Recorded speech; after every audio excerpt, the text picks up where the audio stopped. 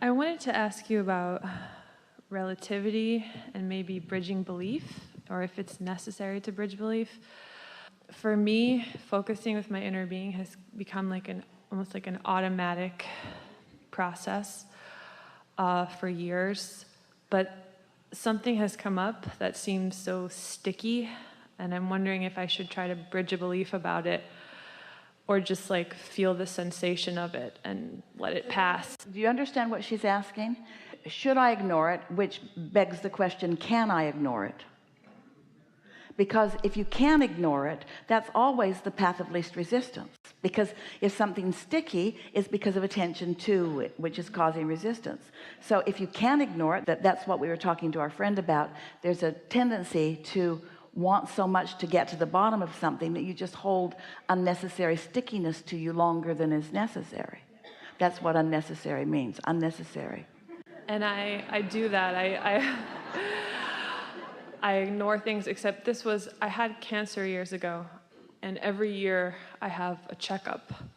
And ever since I've become so sensitive to the way I feel and so caring about feeling good, especially this year, like the checkup felt the fear that I felt when I got an email from the lab or a call from the doctor. There's no evidence that anything is wrong. I'm fine. But the experience of having to check and go back, it feels so heavy.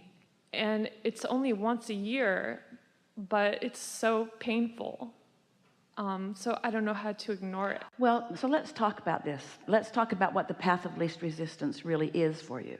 Let's start by your acknowledgement that you believe that you are fine. Do you believe that? Yes. Then why are you going for the checkup?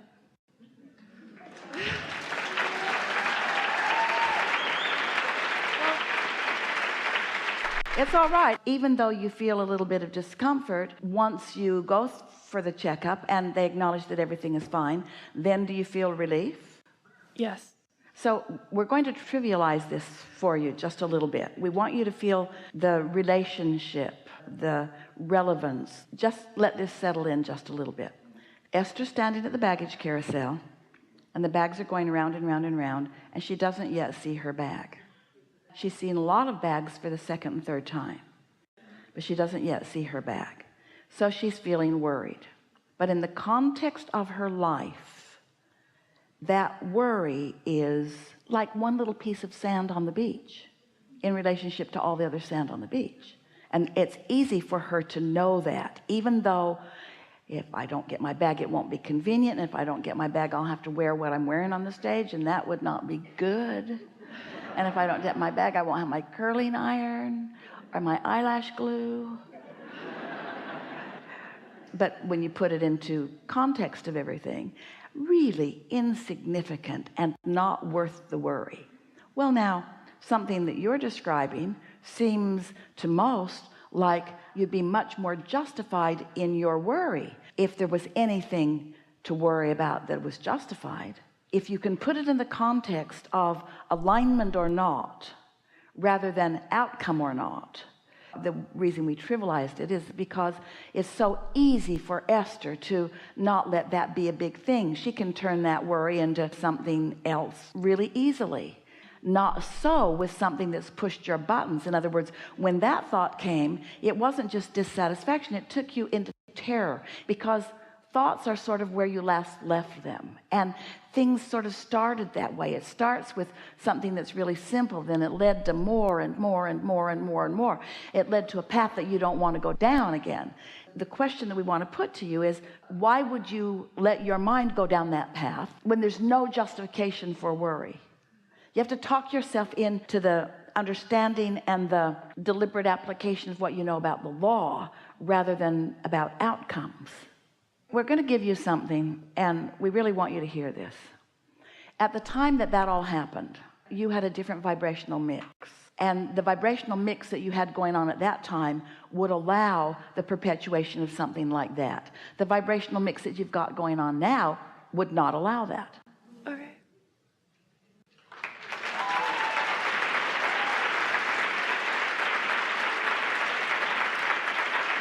So take your life as a whole and let that mix keep working, staying on the satisfied side and the satisfied side, then that mix stays like it is. But let that test worry you, and let that be something that you think about a lot, then that mix could in time change. You see what we're getting at?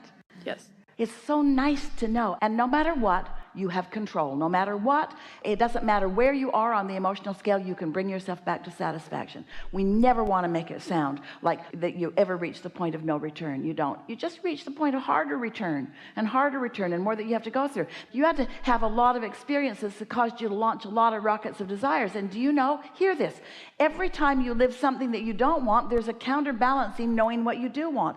So you're always, in terms of the spirit that you are, always maintaining that balance. You just want to do it here while you're in your physical body. And so many humans give so much credence to the reality of what is that they don't let what is change very easily. Mm-hmm. And I feel like I've allowed so much to change. I mean, my life is amazing, and I don't spend any time thinking about this. It's just when the time comes, I guess it's where I last left it, and it feels stronger because of where I usually hang out now, I guess. Yeah, that's really an important point. Once you get really familiar with feeling good, then a little bit of not feeling good goes a long way. And think about why. Because when you know what you don't want, you know what you do want. When you know what you don't want, you know what you do want. So you build up this really powerful attraction. Your vortex is calling you in really strong ways. Your inner being is calling you in really strong ways. And the stronger it is calling you because of all that you've asked for, then the more sensation of pulling away from it you feel when you do pull away. If someone called you on the phone and said, "Hello, you don't know me. I'm just calling to tell you I would never call you again." You would say, "All righty then, thanks for letting me know." Where if someone you really care about told you that, you would feel something a lot stronger. If you sort of don't want it, then you sort of want it. And there's not really a big stake either way. It could go either way. You wouldn't feel too excited if it moves in that direction. You wouldn't feel too unhappy if it doesn't. But if you really don't want something, which means you really do want something, and it feels like it's moving in what you would call the wrong direction, you really, really feel it. And so it's true. The more you hang out in concert with your inner being, the more it will be intolerable not to hang out in concert with your inner being. What you might do in the meantime, while you're feeling like you want to continue to find the reassurance of the test, you might say, "I'm going to do it, and I'm going to take my inner being along." Inner being, how do you feel? Completely optimistic. Inner being, how do you feel? Interested in the contraptions. Inner being, how do you feel? Interested in these nice people that are doing this work in this place. Inner being, how do you feel? Wonderful about this beautiful day. Inner being, how do you feel? Fascinated with your magnificent body. Inner being, how do you feel? Your inner being has a whole lot that it knows and feels about you, you see. So if you're going to go, take your inner being. Don't go anywhere without your inner being. Wait, don't go anywhere without your awareness that your inner being is with you. Don't go anywhere without your inner being. That's not the right statement, because you can't go anywhere without your inner being.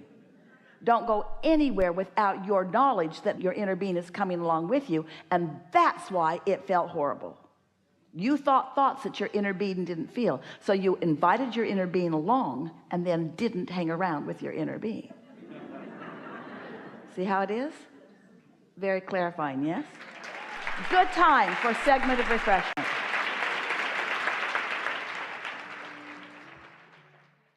Do you believe that you are the creator of your own reality? Yes. Do you believe that therefore you are the attractor of it? Yes.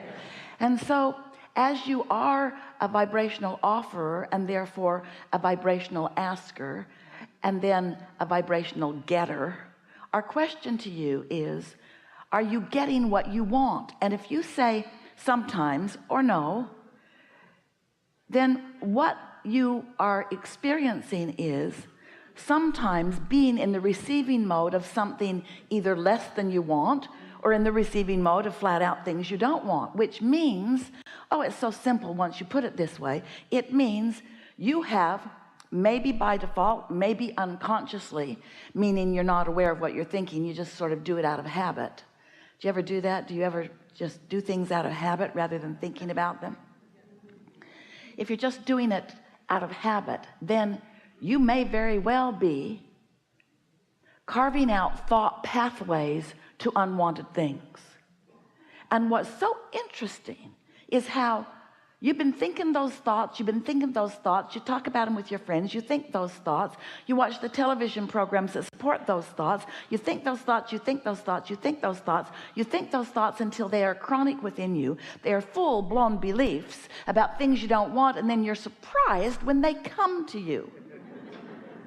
So that's why we ask the question, do you believe that you create your own reality? And if you do, then don't you sort of kind of want to carve out more deliberate thought pathways?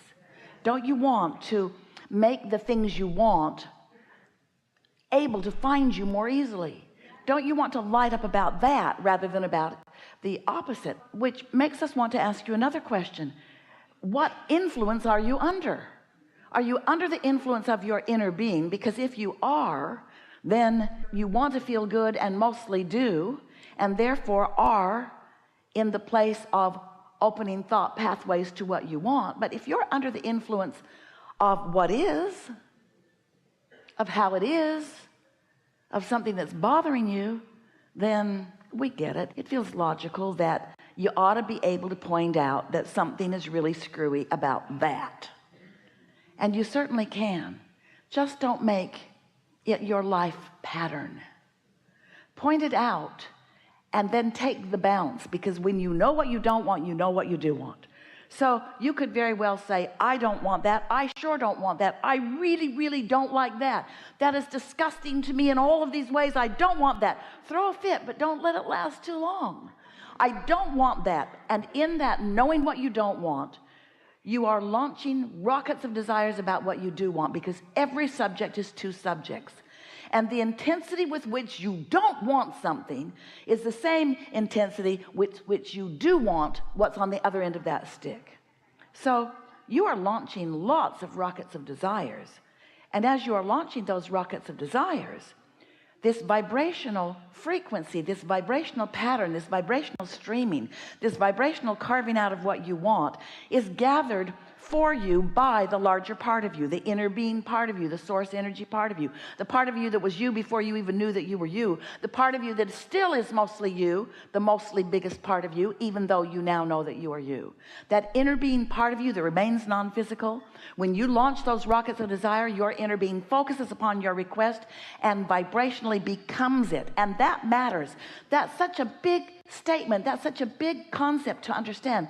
That's such a big part of your creative experience, because when you sift through this life experience like you said you would, and you come to your conclusions about what you don't want and therefore what you do want, and your preference is lobbed vibrationally into the ethers of this universe, your inner being focuses unequivocally on that end of the stick. Your inner being holds no resistance on your behalf. Your inner being believes never, never, never that you can't do it or that you can't have it. Once you carve it out, once you isolate it, once you identify it, and once you launch the rocket of it, which you're doing all day, every day, your inner being becomes the vibrational equivalent of what you've asked for. And when that happens, then on your behalf, a huge vortex of attraction begins to happen on your behalf as cooperative components are gathered in the beginning phases of the creation of what you have asked for, and all of its subtle nuances that you keep carving out all day, every day. Oh, it's huge. It's so big, and it is so wonderful, and it is what the expansion of the universe is all about. So there it is. It exists. Your creation is born and is nurtured and is growing and is becoming and is gathering the cooperative components. The only question then is, where are you in relationship to it? If you're frisky and happy and feeling really good, then your vibrational frequency is about that. And there's not much resistance in your experience, in your equation. And then it's likely that every day, many moments of the day, you will receive impulses, feelings to move and act, impulses to think about things. You'll be in on the juicy, deliberate, delicious unfolding of your own creation. You get to then be a witness to what you have set into motion, what your inner being has carried a good way.